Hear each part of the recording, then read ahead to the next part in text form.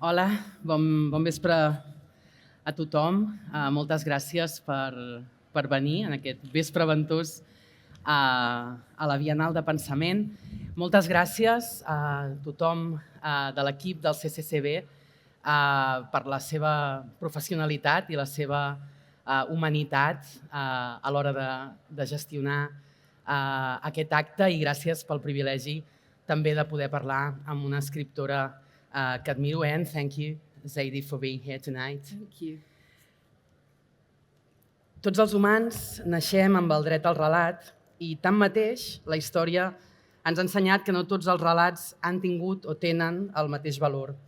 El poder, la classe, el gènere i tot condicionant que tingui com a conseqüència la submissió del dèbil al fort condicionen la manera com exercim o ens és privat aquest dret inalienable.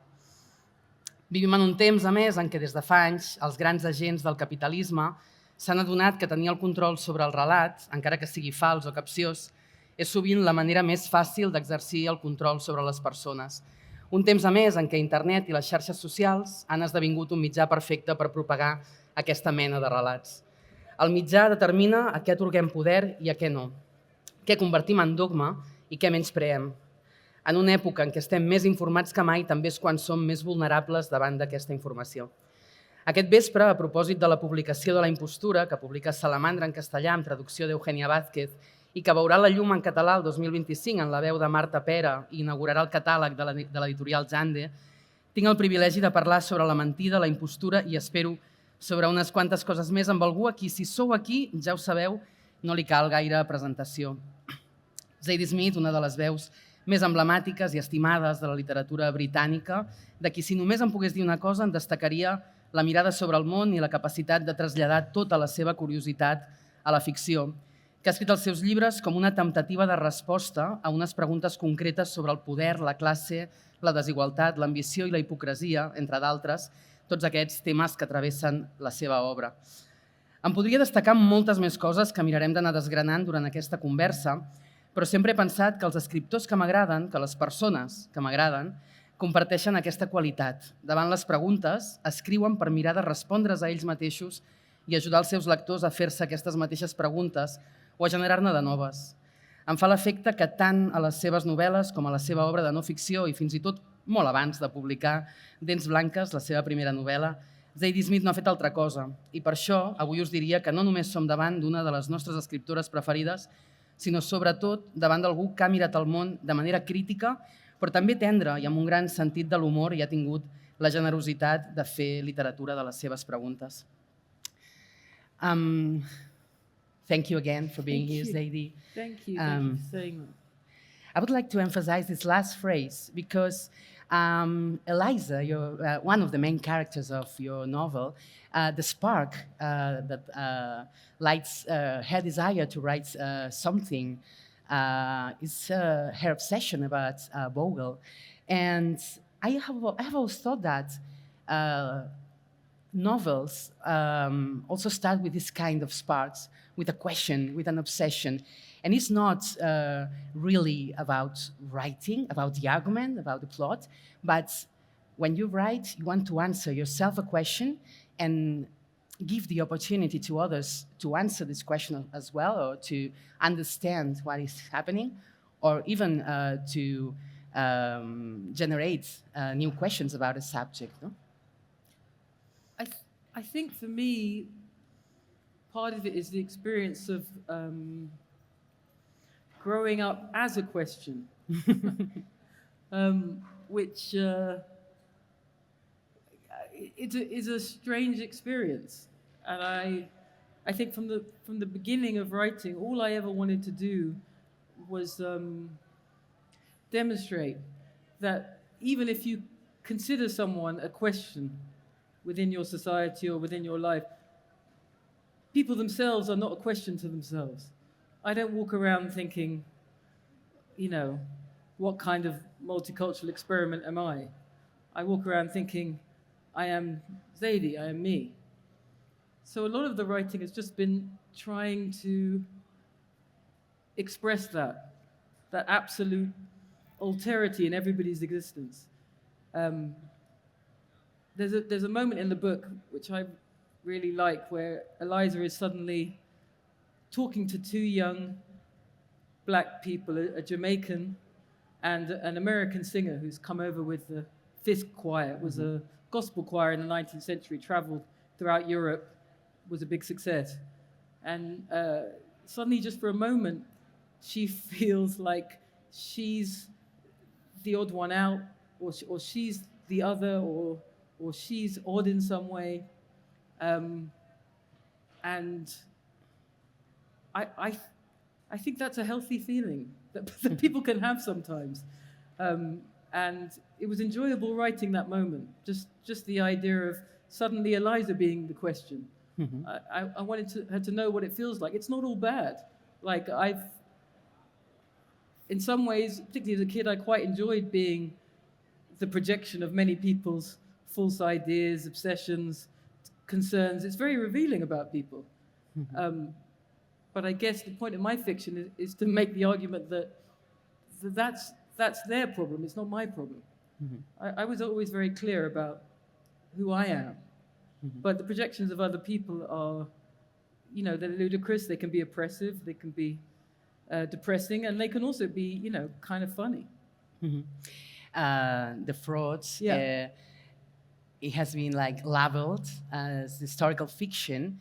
I always like to say that historical fiction, the way we understand it, it cannot be applied to every novel set in the past. And I feel that The Fraud is not exactly historical fiction as we tend to think about historical fiction, which is a novel, but is a novel set in the past, which answers questions that are absolutely contemporary. I wanted to ask you, what did you find in the real story of the Thich von Clement trial that connects with our times? Which was the spark for you? I think the main thing, I lived in America for 15 years, and over time, I began to think there's something odd here. I mean, that's obvious. But one of the things that struck me, it was this feeling that everybody, it's not just America, it's probably global in the West, but that everybody was lying to each other all the time, and also to themselves.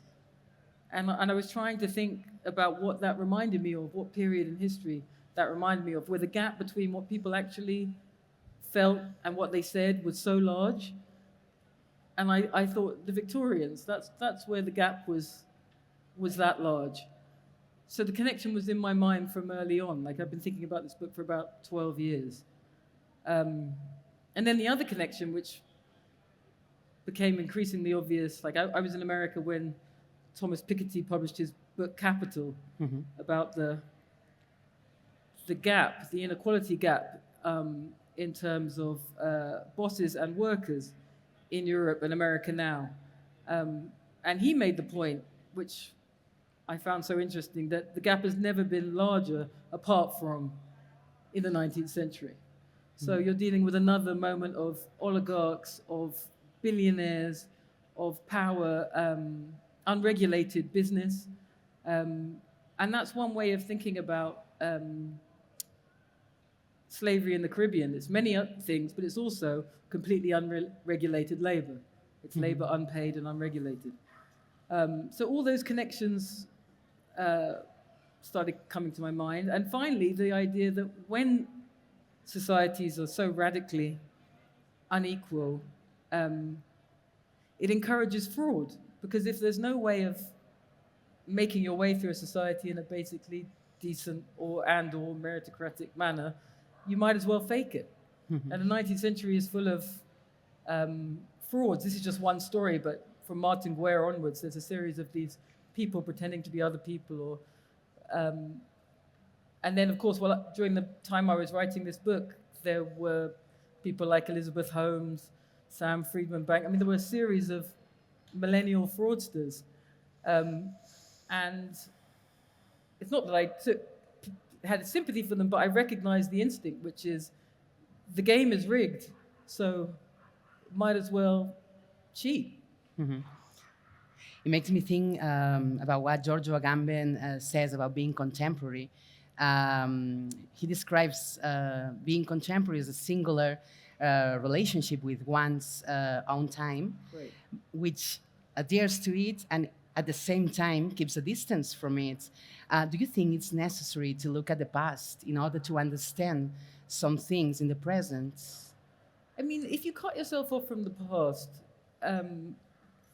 like in 15 years of talking to students, I was beginning to get the feeling that they considered the past only a place of iniquity and oppression and ignorance. But of course, that idea, it's basically a neoliberal idea that everything just gets better and better and better over time, and that's how history works. And apart from that being impossible, because they were stating two things simultaneously. One, things get better and better, and simultaneously, we're living in a trash fire world. So I was fascinated by this contradiction. How can both things be true? How can progress just be an endless arrow into the future, and yet we're not living in utopia? So that was the first thing. But also, if you cut yourself off from the past, you cut yourself off from examples of activism that you might find useful. So even just for my own benefit, one of the points of writing this book was, how do you end enormous systems of capital in which millions of people are profiting? How do you end something like that? And the 19th century gives you some answers. It's a complicated answer, and it involves a great many people, from heroes like Frederick Douglass to women boycotting sugar like Eliza Touchet, to mass movements of workers on the streets of London, to the slaves themselves revolting. But it's a lesson. But if you consider the past just this dead place where people were boring and never had sex and had no ideas and weren't as great as you never learn. It's like a just system of ignorance. It just piles on top of itself. So partly it was just for myself. I wanted to know how change happens, how it actually happens. And reading about the 19th century is a good way to find that out. The novel has a lot of characters, of course, but the two main characters, Eliza Touchet and Bogle, the Jamaican slave who acts as the main witness in the Tichborne trial, although they complement each other, I get the sense that each, with their voice, ends up telling a life story, Right. not only the story of the trial or the people who was around the trial, but her own story, which is a story of two different oppressions, Right. and how to get something of the life you've been dealt. In terms of dignity, they want to preserve their dignity in a way. We know a lot of things about them, about their thoughts mainly. They don't speak a lot, or maybe Eliza sometimes when he's in these reunions with men and everything. But they have a very strong sense of dignity. I think that's another part of the 19th century, is that there are a series of liberation movements happening simultaneously. And what's interesting about someone like Eliza is, first, she's a committed Catholic, so she's existing in two realities. In one reality, in God's world, there is something called absolute justice, in which people are born free, are radically equal, and that is complete. And then there's something called history, in which liberation takes time and is not instantaneous and has all kinds of blocks in its way. So that interested me, writing a character who exists in those two realities. She knows that there's no such thing as a slave. And at the same time, in the 19th century, people are enslaved. Those two things are happening simultaneously. So there's an argument at the end of the book between her and a young radical called Henry, mixed race boy, who's a real person. Everybody's a real person.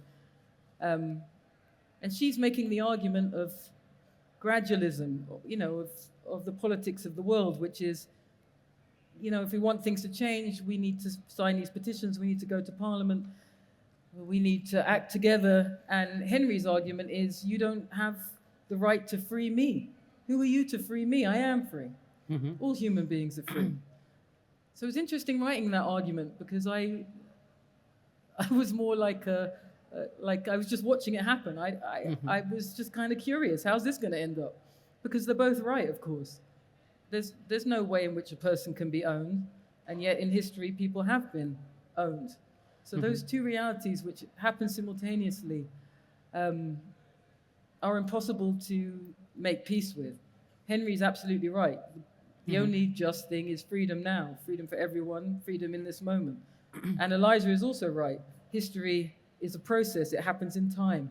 And the awful and tragic thing about that is during that process, people live and die. People live and die without any of the privileges I take for granted. It's also very interesting how at the end of the book, I don't want to make any spoilers, but the title of the book is a reference to Bogle boss. Yeah. And Eliza is trying to find a pseudonym to sign the book, no? So in the end, no, these two characters, they are subsided again to a higher reality, no? I mean, I think all the way through the book, Eliza is basically writing the book, The Fraud. And that's a kind of, something I love about fiction is that it's not like what I'm doing now, which is just speaking to you directly in my first person voice. And it's not like a political speech, and it's not like a lawyer's argument, it's not like a contract. It's a weird, multivalent thing where many things can be true simultaneously.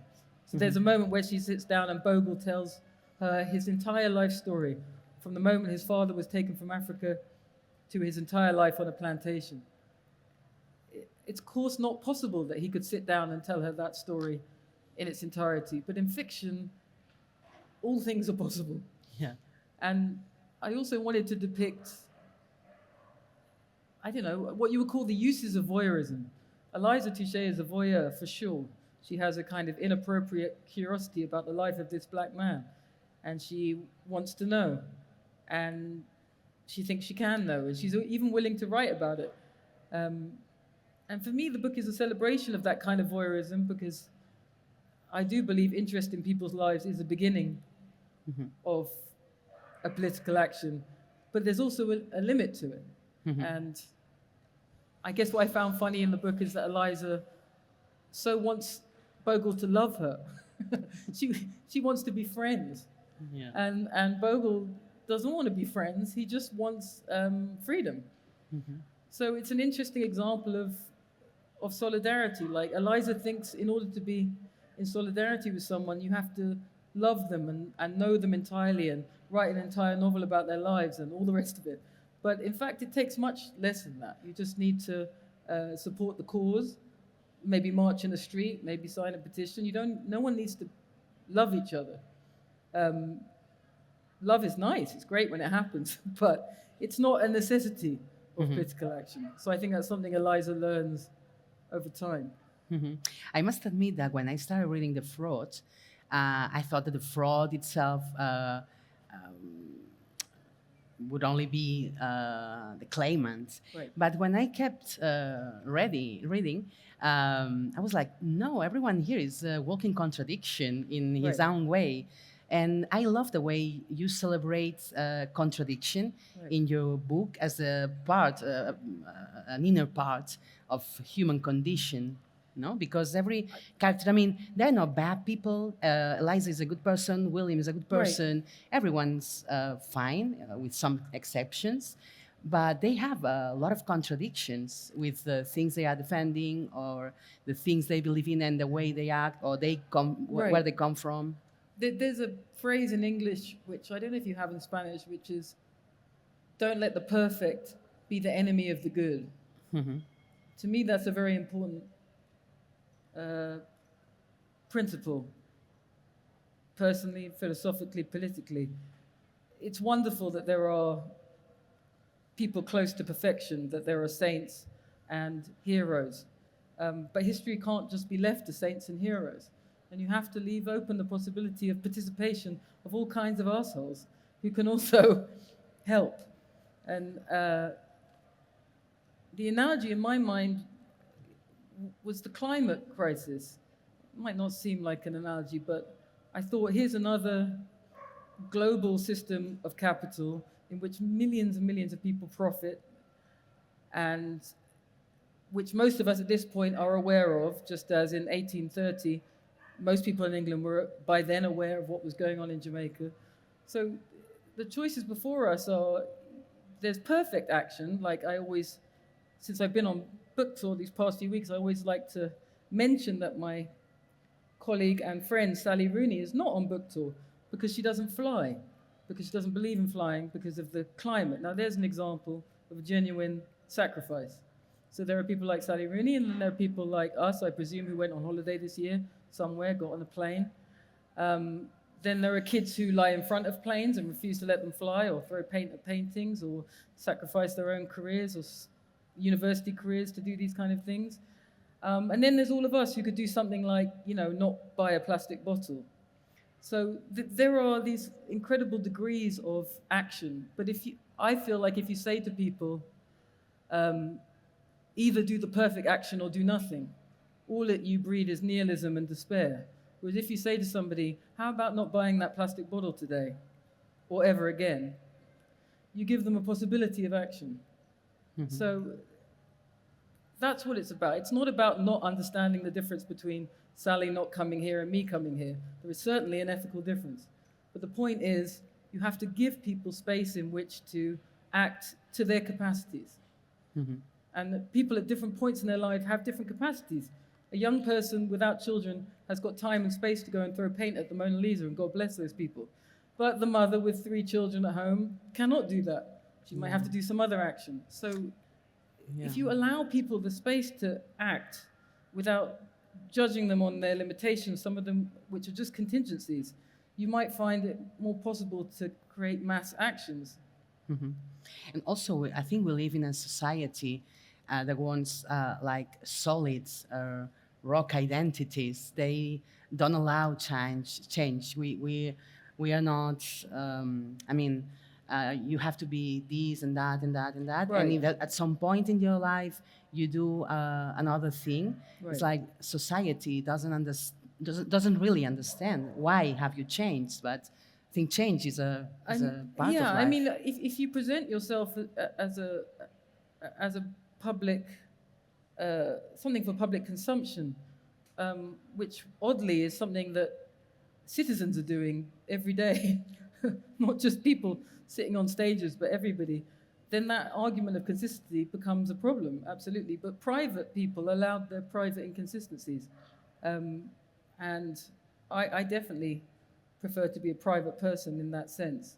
But I don't know, I was born into a different system. So for me, every day of my childhood, I could be mistaken for Black, Moroccan, Spanish, whatever, 1,000 things a day. I know who I am. So you have to, those kind of experiences in childhood teach you the difference between the importance of the opinions of others and your sense of your own self. If I had to believe in the opinions of others, I would not be my mother's child or my father's child or my brother's sister, So that kind of reliance on appearance as a marker of identity is alien to me, because I learned a long time ago that it's meaningless. Mm-hmm. That reminds me of that line in NY, I think, in which Leah is listening to a song in the radio, and there's this quote: "I am the sole author of the dictionary that the dictionary that defines me," and she tries to write it down, but the pencil is not marking the magazine where she tries to write it. I have a weird relation with that line, because I wrote it as a, as the nightmare, because we are also communal animals. Yes. Like I know people can have all kinds of thoughts about me, and I can have a thought about myself, but I can't also choose to claim I am a certain way and then force people to submit to my vision. I can't say, I'm just a very kind person. It's just the kind of person I am. No. My kindness will be judged by how I behave in the world. That's for other people to judge. But strangely, this quote is now said as something, no? But I have always thought about it as the impossibility. It's impossible. And also, it's like it's a pure dream of capital that you can just brand yourself and then force everybody to submit to what you have described. That's not it. When I think of myself as being, mistaken over and over as a child, of course it's annoying, but it's not, it's also fine. And also it can be strangely liberating. If I got into a taxi and someone thought I was Egyptian, for a moment I'm in the world of Egypt. I get to be, for a second, mistaken part of this extraordinary community. I can listen to the cab driver. He tells me, at some point I have to say, I'm sorry, actually I'm not Egyptian. Jamaica is my home. But that form of identity, for me, it's a negotiation. There's what you know about yourself, what you believe about yourself, but you're also a social animal. And other people will decide if you're kind, interesting, funny, sweet. You cannot determine that yourself. That's not something that is essential to you. That's an act of relation with others. But this leveling, for example, I have always found that it is dangerous, especially for people in art, but especially for women in art. You have to suffer this yourself as this, Zadie Smith is the voice of a generation. But nowadays, we see it constantly. Every time a women writer writes a novel that connects with the audience or wherever, right. She's the new whoever, or she's the new voice of the generation. And I think it's very dangerous because we end up being potential objects of consumption, not Women artists are or writers. determined as objects in the world. We're just over-determined. There's just an enormous amount of language, idea, myth, story that surrounds us. And when de Beauvoir said that thing about women are not born but made, that's what she meant. She said, this is 5,000 years of the collection of metaphor around us. Yeah. It will take another 5,000 years if we get that far to get it all off us. But you begin to see it. You begin to see women appearing in the world as they actually are. And that's a revolution. But the thing about, the girl novelist, I think if you're smart, and Sally is a very good example, you go back to your desk and you write your books and you ignore it. She's very good at that. Yeah. Let's talk about the writing process for a bit. The novel is written in very short chapters. Yes. And divided into 8 books, like Middlemarch. But I have read that the writing process was also kind of special with these short chapters. I want to tell the audience about that because it's interesting. Yeah, it was a mixture of things. One, I love this dog. I wish it would come on stage. One was about, I guess, modernity, about the idea of attention. I wanted to make it like almost bite-sized, that you'd be putting a Victorian novel together in this deconstructed way, because the things that Victorian novels often hid, many Victorian novels and many of, oh wow. I'm going to let it play. 8. 8, there'll be 8, yeah. Yes. Go on. I've lost count. I won't need anyone to tell me stop because... in Trollope's novels and Dickens novels, often you'll have a dissolute uncle going to Jamaica because he can't find him a job anywhere else. And so the novels they're full of this kind of repressed knowledge.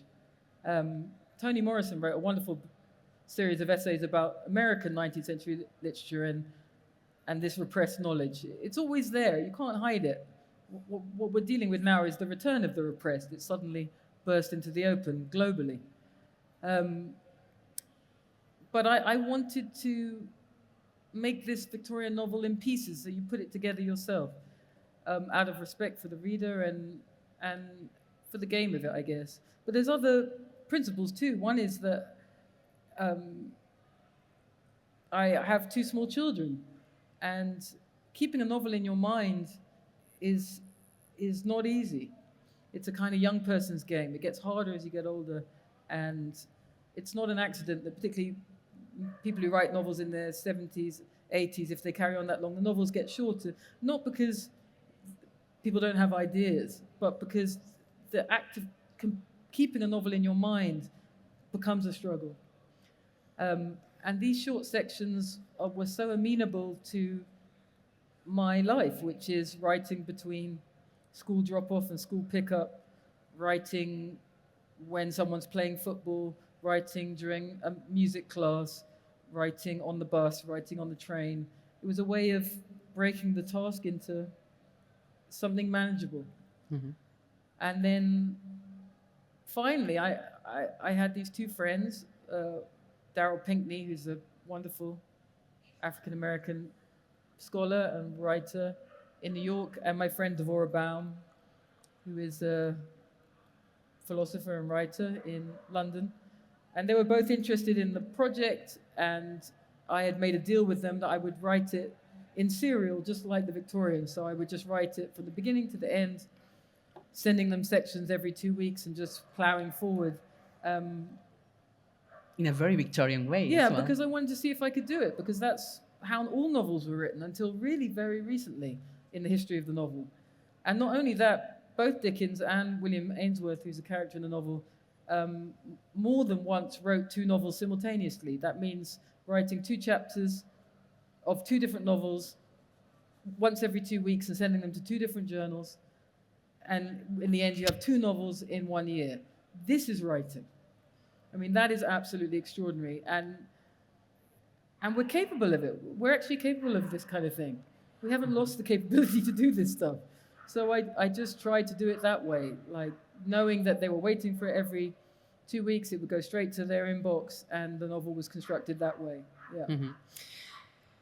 I don't know if it happened to you as a writer, but it happened to me as a reader, that the chapters where Eliza was the focus of the plot, and the ones in which Bogle was the focus, they have very different tones. Yeah, I could feel that I was sadder when I was reading Bogle's story because of the tone, and then maybe because Eliza's life in society was filled with humor and these kind of situations, but the parts in which Bogle has the focus are very... They're in a different situation. Eliza is oppressed, you would say, but she's also an observer of life.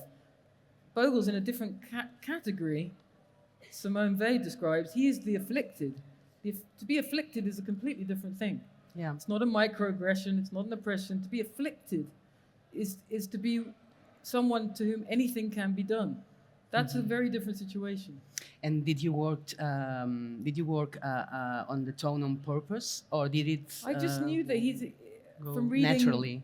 There's not many first-person accounts of the enslaved from the Caribbean, but there are a few, and what there are I read. And what you notice about them is that they're not written the way I think you would expect or would want them to be written. They're not these kind of furious descriptions of horror, because when you're that afflicted, you don't have a position outside of it. Mm-hmm. There's no shock or horror at their circumstance. It's just a description. It's straight. Mm-hmm. Sometimes acts of particular cruelty are noted, but I wanted to write in that way what it's actually like to become habituated to a level of affliction. Mm-hmm. When you're afflicted, you're not in a constant state of shock every moment of the day that you're afflicted. If you read Primo Levi, if you read Solzhenitsyn, you'll see it again. When people are genuinely afflicted, when they're in concentration camps, when they're in plantations, when they're in lagers, they don't speak the way the person who's been slightly offended by someone being slightly racist to them in the street. They don't speak that way. Mm-hmm. There's no heavy rhetoric. There's no great speeches. It's a different state of mind. Mm-hmm. It's hard to understand if you've never been afflicted, but I wanted to write from that point of view. There's no need for exclamation marks or, I don't know, whatever else people do when they write these narratives, mm-hmm. or poetry or fancy rhetoric or italics. Mm-hmm. People are enslaved. Yeah. All you have to do is write the facts. Yeah.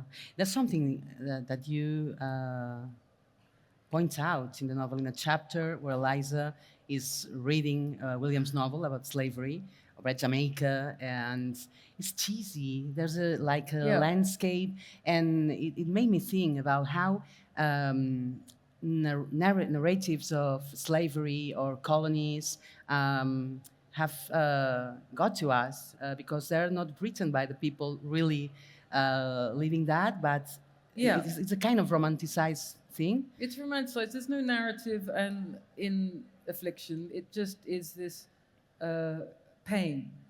And again, Primo Levi was one of the inspirations. Reading him, his tone, when he was writing, I think people expected this poetic cry from the concentration camps. He did not write in that way. He wanted to write the facts because the facts were sufficient.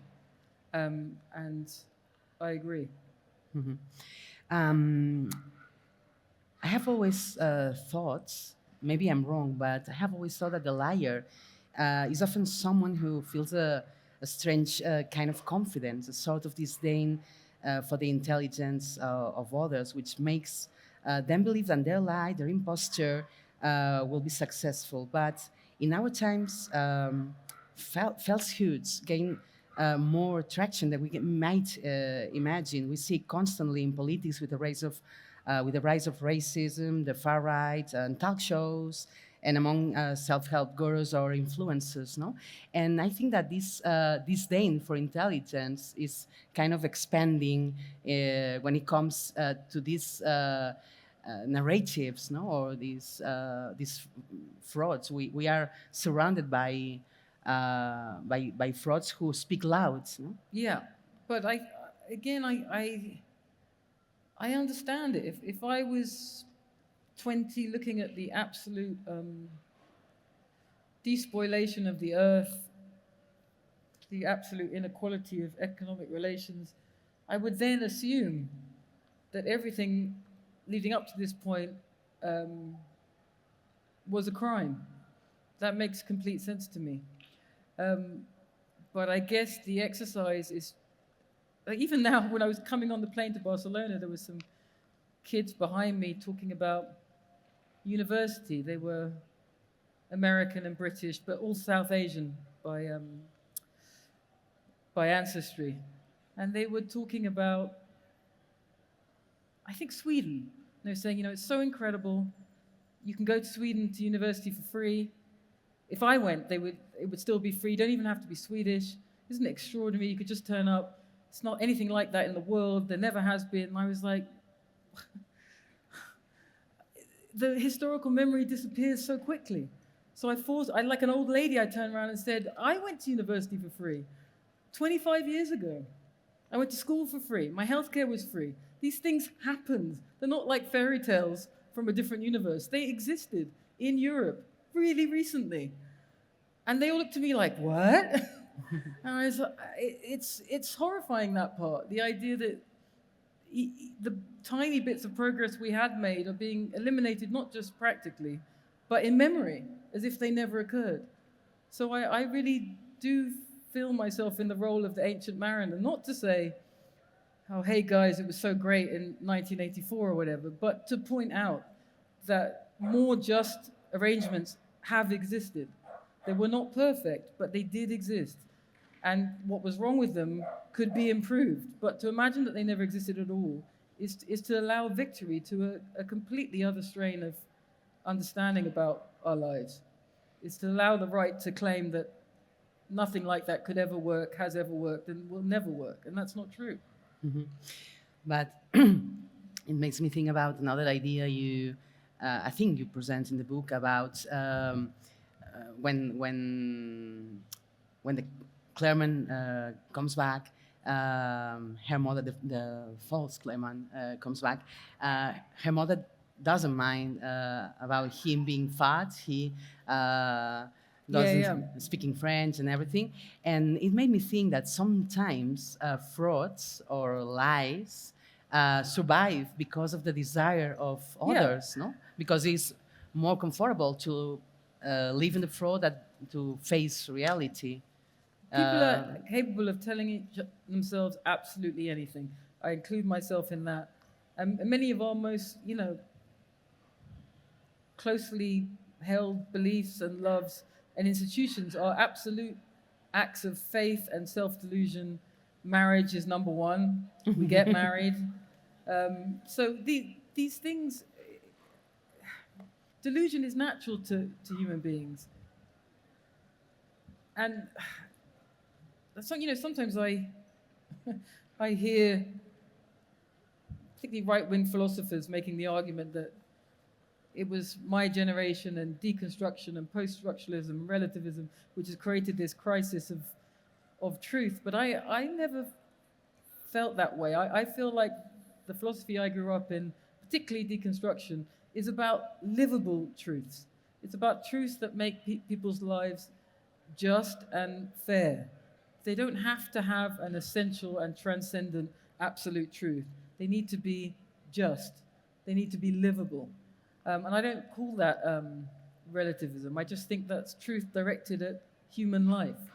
So, yes, people are easily deluded. People are very easily modified. People are very easily influenced. But then the question becomes, who do you want to be influenced by? And I make my choices. I would rather be influenced by the novelists, philosophers that I care about and the people in my actual real life than a group of billionaire capitalists in Palo Alto. That's my choice. And I have a belief that soon many, many people are going to make similar choices, a similar rejection of being told what to think, when to think, and how to think it. Mm-hmm. We were talking before about identity or how we are labeled by others, and this has been a constant subject in your works, but in the fraud, it is presented, I think, in a very strong way, framed within the moral of the Victorian society, and also operating at different levels of hierarchy, which interests me a lot because Eliza, at some point, disdains Sarah because she's not as clever as she is, but and at the same time, William disdains Eliza. And you were talking about delusion, and I was thinking maybe the will to shape a firm identity and to believe that your identity is the right one is also a delusion, no? I think this is what it's generates just about this. moving away from an essentialism. Like that, there's a scene where Eliza, who's always thought of herself as poor, and she is poor, goes walking with Sarah to a neighborhood in London, Wapping, and realizes for the first time, oh, I'm not that poor. And that's an experience I had many times in childhood. I would think I was poor, and then I'd go around to a friend's flat, and I'd be like, oh, right. No, I'm not that poor. I'm poor, but I'm not that poor. So that involves some kind of flexibility of thought. If I had it in my head, I am poor. That is my idea. I am, and that certain things accrue to me, and that is my issue. And these reality checks happen all the time. I could go to the flat of my friend and think, oh no, I'm not poor. I'm lower middle class. Or I could go to Jamaica to my mother's family and realize there was a whole other possibility of poverty that hadn't even occurred to me. So, to me, it's not having an identity. I know I have one, but I'm aware that it's structural. That there are positions in which I have power and positions in which I don't. I'm not working class anymore. My life has transformed. You have to be able to be movable in these ideas. Sometimes it's funny, like, I'm a black woman, but when I went to the Gambia, I wasn't black to them. As far as they were concerned, I was white, English, or something else strange, definitely not black. So, sometimes I guess I could consider that a terrible wound. I went back to Africa and they thought I was white. But it's funny, in the end. It's just one of those things. So it's about having a kind of identity that, of course, knows itself, but is willing to deal with the fact that there are many realities in this world in which your role will transform depending on where you are and at what moment. Mm-hmm. There's a hilarious article you wrote for The New Yorker about Charles Dickens. I had a lot of fun reading it because you wanted to avoid Dickens in your novel, but Dickens kept on showing up in different ways, even when you finish the novel. And you decided to include him finally because he was everywhere, and you even kill him in the novel. Right. Yeah, he pops up again though. You know, he's such an impressive person. He talk about coming from nothing. I mean, he really came from nothing. And he also experienced the courts in the way that Tichborne experiences them, in that Dickens' father was jailed for being poor. Another example of the incredible reforms of the late Victorian period, that stopped being a thing. Mm-hmm. Up until the 1850s, you could go to jail for being poor, debtor's prison. That's where Dickens' father ended up for years. So Dickens is an amazing person. He's completely self-created, an autodidact, not properly schooled, who ended up changing the English legal system, changing the copyright system, basically creating it. Mm-hmm. There's so much that he achieved that I admire. And then there are these spectacular failings, like having literally no interest in what was happening in Jamaica and, in fact, supporting a massacre there. So he's an example to me of a kind of sentimental politics. So whenever he walked through the streets of London, he would see injustice and he would rush home to his house and then write about it very effectively and very powerfully. But he had not been to Jamaica. When he went to America on book tour, he went below the Mason and Dixon line for the first time and saw American slavery. And from that point on, refused to read there ever again. So there's an example. To me, you judge it how you judge it. Here's a man who had to see something to act upon it. Mm-hmm. I don't think that's that rare. I think there are a lot of us like that, right? Yeah. Not really agitated by something unless we see a photograph of a dying person in the paper or the boat overturned on the Italian beach. Spectacle as a thing for charging politics, it happens. So I don't mean to condemn Dickens in the book. I'm just saying he's that kind of guy.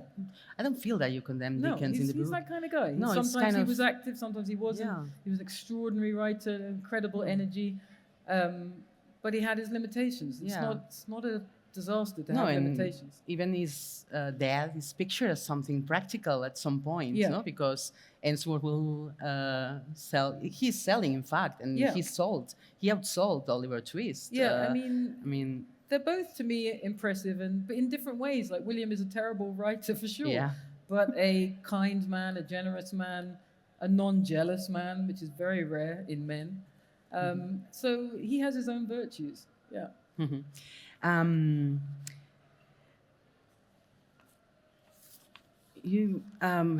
There's another subject that I find it very interesting when you depict Eliza's lifetime, and you bring to light the issue of, or Eliza brings to light the issue of female aging, and it is something that you've written about in your previous work, and there was something about it in Swing Times, but especially in Beauty. There's a moment in which Sora says, she thinks I'm no longer decorative.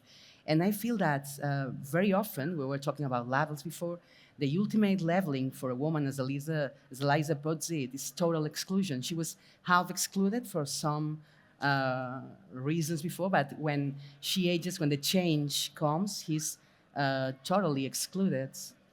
I mean, it's hard. Like it's not easy. It's horrible losing beauty. It's horrible losing youth. I don't think it's only horrible. You know, I'm trying to think about it myself, write through it myself. I can't help but notice everywhere I go, groups of women in their 70s laughing their heads off together. And you always think, what are you so happy about? And I want to find out. It looks like there's something fun on the other side. And it might exactly be freedom from all of this sense of being an object in the world, or being an object to others. But there's something Eliza says, I mean, it's in the Bible, to everything there is a season. Like, I really appreciate walking down the street and seeing beautiful young people decorating the world. Like it's a pleasure to see that. It's a pleasure. I'm glad that they're there. I like seeing them. It makes my day better. Once we were all one of them, and then we won't be, and we'll have to find some other way of moving through the world. And it's not easy, but I don't think it has to be the tragedy that it's depicted as, or I don't know. I mean, there's no choice anyway. We have to finish. Yes. Now it has.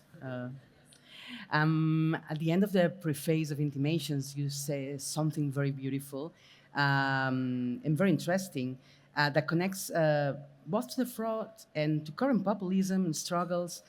Millions of more or less amorphous selves will not necessarily find themselves solidifying into protesters, activists, marchers, voters, firebrands, impeachers, lobbyists, soldiers, champions, defenders, historians, etc. You can fight fire with air, but equally you can fight for a freedom you've forgotten how to identify. My last question would be the failure to recognize this freedom combined with the extreme individualism of our times makes us truly unaware of what is happening in the world. 7,000 people are killed every year in Nigeria.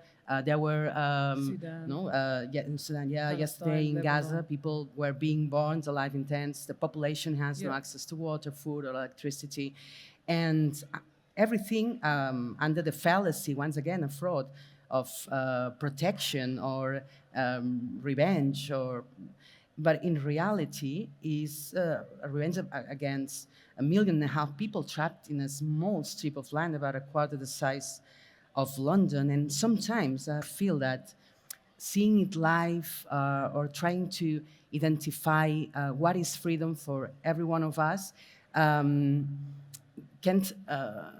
we can't reconcile our daily life with the suffering of others. But this is a central question which I really don't know the answer to. Like, when I was growing up, I thought the purpose of political action is to create settlements in which people have the time and space to live their intimate lives. That's the point. That you create structures that are just enough that people can fall in love, that people can have their children, that they can go to clubs and dance all night, that politics can be left aside because a settlement has been made which is decent enough to live in. That was, I think, the belief of my generation, that such a settlement was possible and would last. But the alternate argument is, the moment you step away from the barricades, horror. So then it's a different vision of human life, that there is no pause from the barricades, that there is never a just settlement, and you have to be at the barricades all the time, and that there is no time for intimate life, no time for personal existence. I don't know the answer to that. Obviously, I have always hoped that it's possible to make political structures that last. A very small and stupid example, but struck me recently when I was walking through London as I passed what we call a Peabody estate, which were, again, creation of the Victorians. It's a beautiful 19th century apartment block, and it has balconies on each end, and a little sign which says, this is for the workers of Soho. It was built for them. It was absolute reduced rent, and there's a little balcony so they can have their gardens. And this building, almost 200 years later, still stands, still creates apartments for working people. They still have gardens. The flowers are still in their boxes. And to me, this is the ideal, that you have societies that think far enough ahead that they can create structures that last as long as possible. For that, you need law. These things have to be written into law. Every park in England is the same. That's land that's been stolen from private owners for public consumption and then legally enshrined so it stays public. Those kind of acts, they might seem small, but that makes life possible. So that is always my dream, but I absolutely understand the argument of many people that the moment you sit in that apartment and grow your flowers and take your foot off the pedal, it roars back. So I don't know, I don't have any answer for you, but those two ideas are always in my mind. We have 5 minutes for some questions from the audience. If there's...